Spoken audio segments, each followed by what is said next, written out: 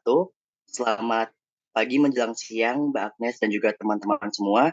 Perkenalkan kami dari kelompok 5 kewarganegaraan akan mempresentasikan hasil diskusi kami terkait dengan apa saja yang perlu dibahas di Provinsi Kalimantan Timur, terutama dalam sistem penuntahan dan juga yang lainnya.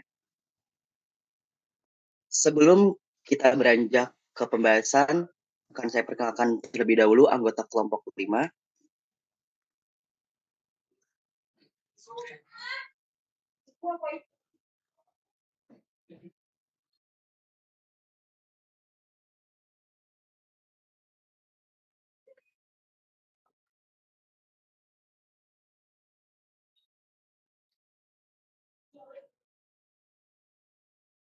Di sini ada nama anggota terdiri dari Jihan Syamila, Rina Harin, Lutfan Reva, Rizna Adriansyah, Anisha Nur Aini, Delisa Abelia, Siti Celia, dan Kintara Ratna.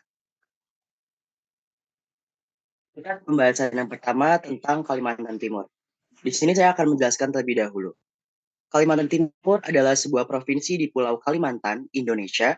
Luas total Kalimantan Timur yaitu 127.327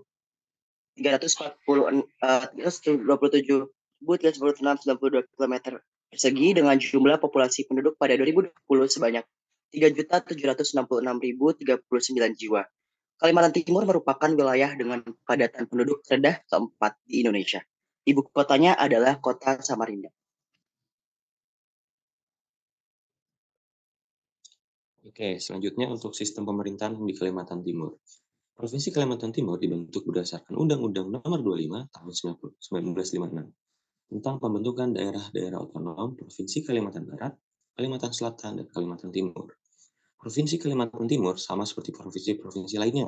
Provinsi ini dipimpin oleh seorang gubernur. Gubernur pertama Kalimantan Timur adalah APT Pranoto, dan untuk gubernur yang sekarang adalah Akmal Malik. Partai politik di Kalimantan Timur juga memiliki peran penting.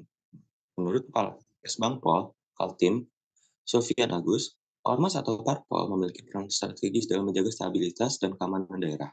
Masyarakat Kalimantan Timur juga aktif terlibat dalam proses politik dengan mereka memberikan suara untuk pemilihan umum untuk presiden, legislatif, dan kepala daerah. Selain itu, terlibat melalui advokasi, organisasi masyarakat, dan kegiatan politik lainnya.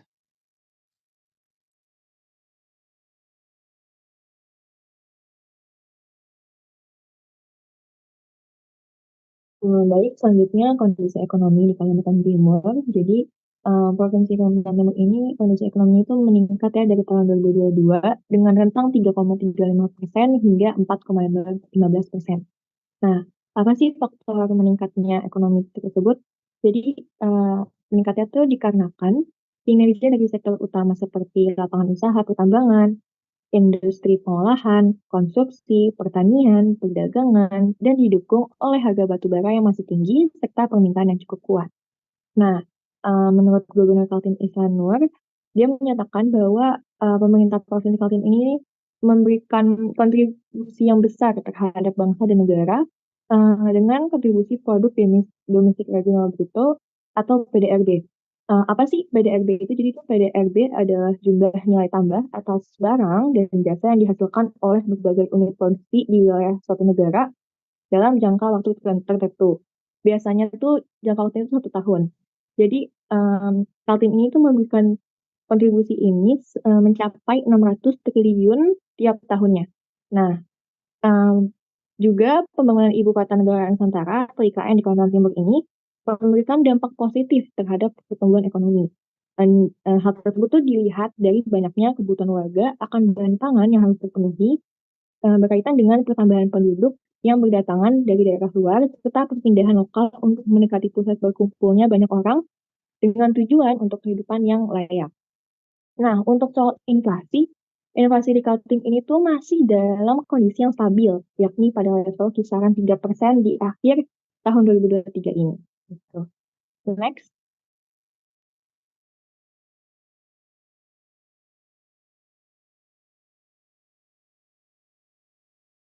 Kondisi sosial di Kalimantan Timur. Yang pertama, di Kalimantan Timur memiliki kepadatan penduduk terendah keempat di Nusantara, dengan suku Banjar dan juga suku Dayak sebagai dua suku utama di Kalimantan Timur. suku Kutai sebagai anak suku Dayak dan kedua suku Dayak berasal dari migrasi bangsa Cina dari provinsi Yunani di Cina Selatan ada sekitar 3.000 sampai 1.500 sebelum Masehi, tinggal di pedalaman dan menggunakan bahasa Dayak. Yang ketiga, kemiskinan di Kalimantan Timur dipengaruhi oleh faktor-faktor seperti ketimpangan ekonomi, akses terhadap pelayanan kesehatan dan pendidikan yang kurang, serta juga infrastruktur yang masih cukup terbatas. Yang keempat, selama kepemimpinan Isran Nur Hadi Mulyadi, angka kemiskinan di Kalimantan Timur cenderung menurun dari 6,54% pada tahun 2021 menjadi 6,11% pada Maret tahun 2023. Yang terakhir, meskipun kemiskinan menurun, masih ada upaya yang perlu dilakukan, terutama di daerah pedalaman, untuk menekan angka kemiskinan hingga 2%, mengingat potensi sumber daya alam yang kaya di Kalimantan Timur.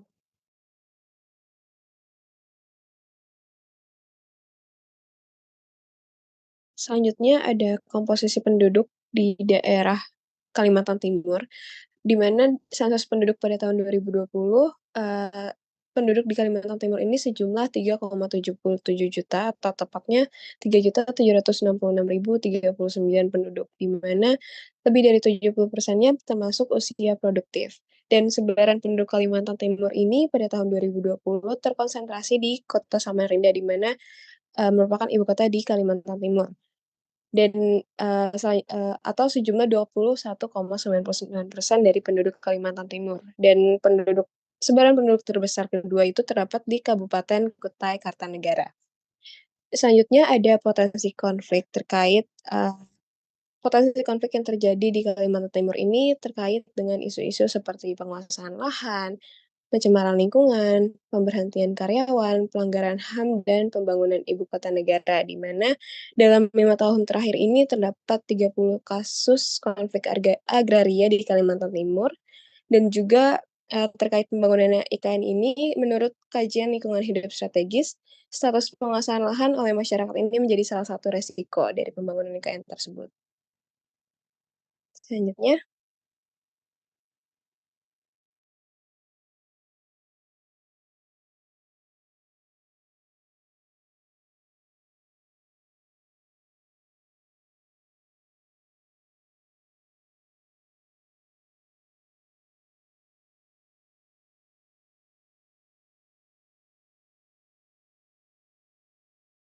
Baik, saya Reina izin memaparkan mengenai sistem hukum di Kalimantan Timur. Yang pertama, ada hukum nasional, yaitu Hukum Dasar Indonesia yang berupa Undang-Undang Dasar Negara Republik Indonesia tahun 1945. Dalam hukum nasional juga ada hukum pidana, hukum perdata, hukum acara pidana, dan hukum acara perdata yang diatur dalam KUHP atau Kitab Undang-Undang Hukum Pidana, dan KUH Perdata atau Kitab Undang-Undang Hukum Perdata, serta beberapa undang-undang lain yang mengatur bidang-bidang khusus. Selain itu juga ada sistem peradilan nasional termasuk Mahkamah Agung sebagai pengadilan tertinggi, pengadilan tinggi tingkat provinsi, dan pengadilan negeri di tingkat kabupaten atau kota. Yang kedua ada hukum daerah.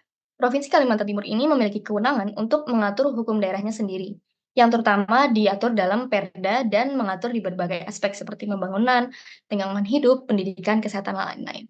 Untuk contoh pasal-pasalnya ada di nomor 2, poin 1, 2, dan 3 di sebelah kiri. Dan selanjutnya ada pengadilan negeri atau pengadilan tinggi di Kalimantan Timur. Mereka memberikan informasi tentang kasus-kasus hukum yang sedang berlangsung, putusan pengadilan, dan statistik lainnya terkait peradilan di daerah tersebut. Kemudian yang keempat, ada Badan Pusat Statistik atau BPS Kalimantan Timur yang menyediakan data statistik resmi tentang berbagai aspek kehidupan termasuk kejahatan, ketertiban umum, dan masalah hukum lainnya di wilayah Kalimantan Timur. Kemudian yang kelima ada hukum adat di Kalimantan Timur. Di Kalimantan Timur seperti di banyak wilayah Indonesia lainnya masih ada keberlakuan adat istiadat yang mempengaruhi kehidupan masyarakat setempat. Adat istiadat ini sering mengatur berbagai hal mulai dari pertanian, perkawinan, sampai penyelesaian konflik. Yang mana menurut informasi dari situs kebudayaan Kemdikbud, ada 2 jenis hukum adat yang dikenal oleh suku Dayak Kalis, yaitu yang pertama, ada hukum adat Kalimantan yang dibedakan menjadi jenis-jenis hukum adat Dayak Kalis, yang mana hukum adat ini mengatur banyak hal dalam pola hidup masyarakat di sana. Dari situs kebudayaan Kemdikbud, ada 2 macam hukum adat Dayak Kalis, yaitu yang pertama, hukum pokok atau adat Banua atau kaki tembaga, yang mana sanksi adatnya berupa materi yang bernilai adat seperti gong, belanga, tawak, dan sebagainya. Putusan hukum adat Banua ini diambil setelah adanya bukti-bukti yang sah secara adat, baik dari kesaksian warga maupun lewat pembuktian secara adat oleh pengurus adat dalam proses perkara kepada pelanggar, wajib melunasi sanksi yang dikenakan kepadanya. Yang kedua ada hukum tambahan tulak bala, yaitu suatu hukuman yang dituntut oleh masyarakat atau kampung yang dapat menyebabkan marahnya roh gaib sekitarnya. Hukum tambahan ini berlaku pada kasus di antara semua anggota masyarakat Persekutuan Adat Dayak Kalis. Untuk selanjutnya ada hukum adat Kalimantan mengenai tradisi perkawinan suku Banjar Kalimantan Selatan. Hukum adat yang juga berlaku di Kalimantan adalah tentang pernikahan, yang menurut buku berjudul Adat dan Upacara Perkawinan Daerah Kalimantan Timur oleh Kemdikbud, laki-laki dan perempuan suku Banjar tidak dapat memilih jodohnya sendiri, melainkan ditentukan oleh kedua orang tuanya. Hukum adat perkawinan suku Banjar dibagi menjadi 2, yaitu yang pertama ada kawin langsung, yang mana perkawinan ini dilaksanakan setelah pembicaraan peminangan telah mencapai kesepakatan kata. Setelah itu kedua mempelai dapat tinggal bersama setelah sah menjadi pasangan suami istri. Yang kedua ada kawin gantung, yaitu perkawinan atau pernikahan yang dilaksanakan seperti biasa, namun setelah acara selesai, suami istri tidak diperkenakan tinggal bersama dengan alasan pihak istri belum memasuki cukup umur.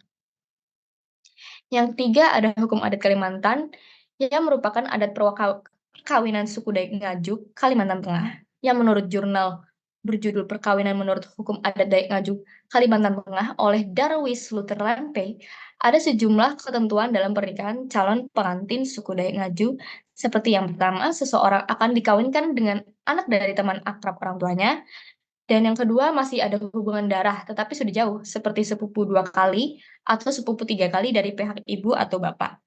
Dan yang ketiga, ada 2 keluarga yang sudah lama tidak bertemu, dapat diikat kembali dengan adanya sebuah perkawinan.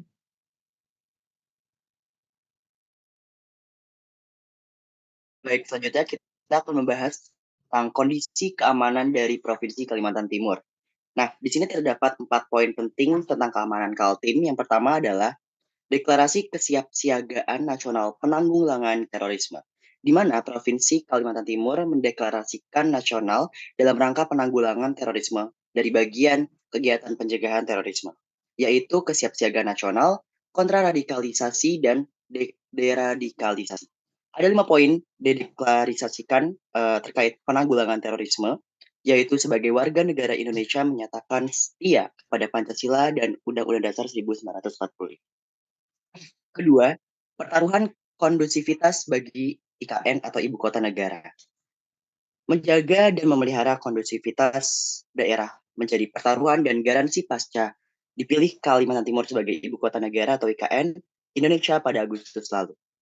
Yang ketiga, apresiasi aparat dan masyarakat. Nah, Gubernur Pemerintah Provinsi Kalimantan Timur mengakui keterlibatan semua pihak sangat berarti untuk tetap menjaga kondusivitas dan Kamtipnas selain aparat keamanan.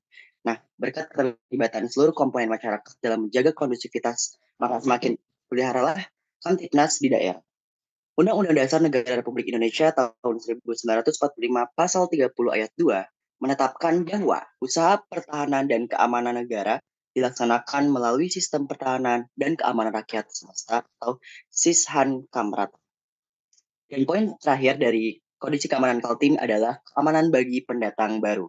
Nah, kita mengingat bahwa Kalimantan Timur adalah terpilih menjadi provinsi yang nantinya akan menjadi ibu kota negara Indonesia. Nah, di sini kita membahas poin penting tentang pendatang baru. Siapa saja yang tinggal di Kalimantan Timur, maka pemerintah daerah meminta agar selalu dihormati, termasuk warga Papua atau siapa saja yang datang. Sehingga warga pendatang merasa nyaman dan tenang tinggal di bumi hitam Kalimantan Timur. Artinya, seluruh masyarakat maupun pendatang harus saling mendukung satu sama lain. terutama dalam mendukung kondusivitas daerah. Terpilihnya Kalimantan Timur sebagai ibu kota negara baru tentu tidak lepas dari adanya kondusivitas yang selama ini aman dengan kondisi masyarakat yang heterogen.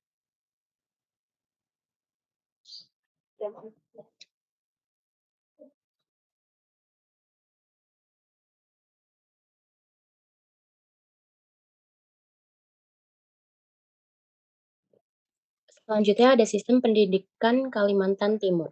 Sesuai dengan pasal 31 Undang-Undang Dasar 1945 yang mengatakan bahwa setiap warga negara berhak mendapat dan mengikuti pendidikan dasar dari pemerintah dan pemerintah wajib membiayainya. Dalam pasal ini menegaskan bahwa negara dalam hal ini harus memberikan perhatian khusus pada dunia pendidikan di Indonesia. Bahkan dalam salah satu ayat dalam pasal ini mengatakan bahwa pemerintah harus memberikan anggaran setidaknya 20% dari APBN negara. Memang pemerintah telah membuktikannya dengan menyisihkan anggaran. Namun, entah mengapa potret pendidikan di Kalimantan Timur dinilai masih memprihatinkan.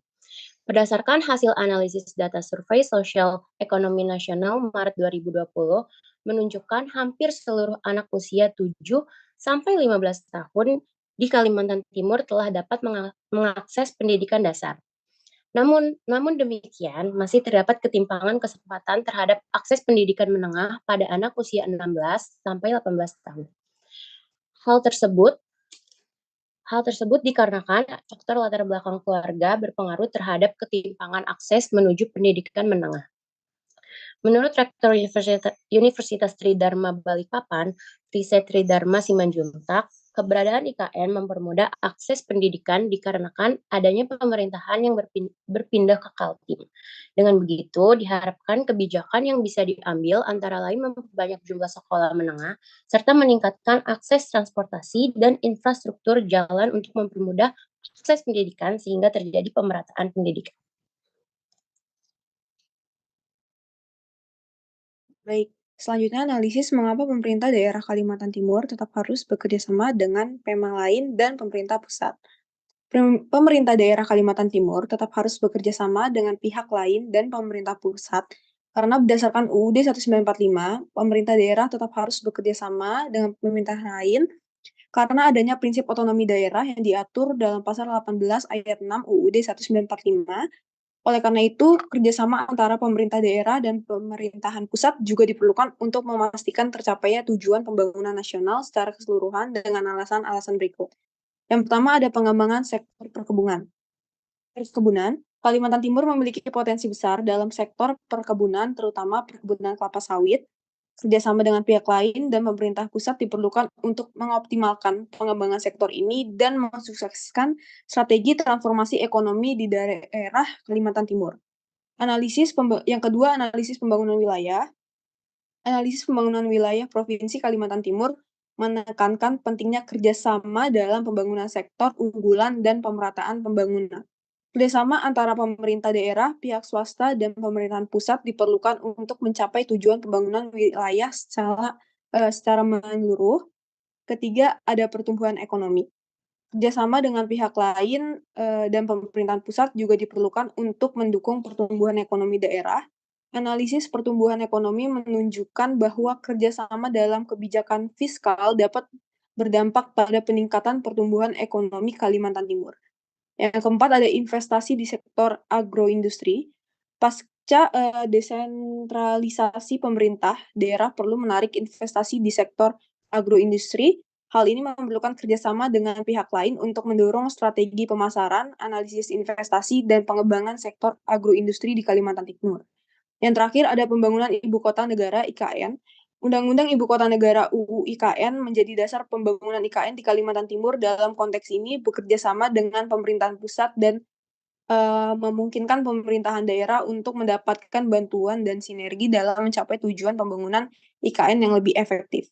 Dengan demikian, kerjasama antara pemerintah daerah, pihak lain, dan pemerintahan pusat sangat penting untuk mengoptimalkan potensi ekonomi, mempercepat pertumbuhan ekonomi, dan membangun wilayah investasi di Kalimantan Timur. Berikut pemaparan materi dari kelompok kami. Jika ada yang ditanyakan, boleh langsung resen.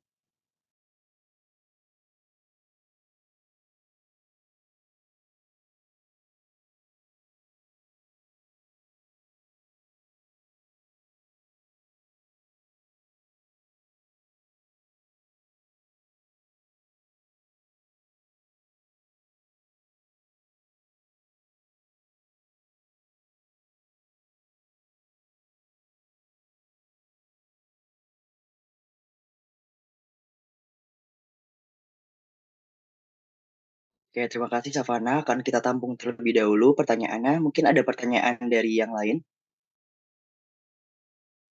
Saya izin bertanya. Boleh, Adin.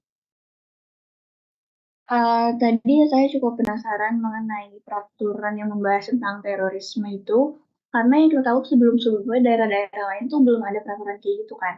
Kira-kira apa latar belakang Kalimantan Timur mengadakan peraturan tersebut? Apakah sebelumnya pernah ada peristiwa teroris yang sangat berdampak bagi Kalimantan Timur atau gimana?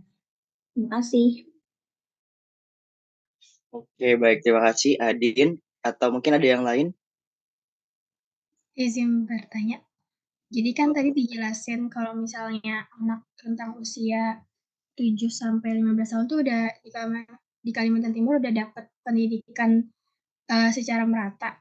Ada nggak sih faktor lain kenapa pas pada anak usia 16 sampai 18 tahun tuh mereka masih belum bisa dapat pendidikan, masih ada ketimpangan dalam mengakses pendidikan tersebut? Terima kasih. Terima kasih, Salwa. Mungkin ini yang terakhir ya, Mbak Agnes. Ada Nazia. Oke, saya izin bertanya.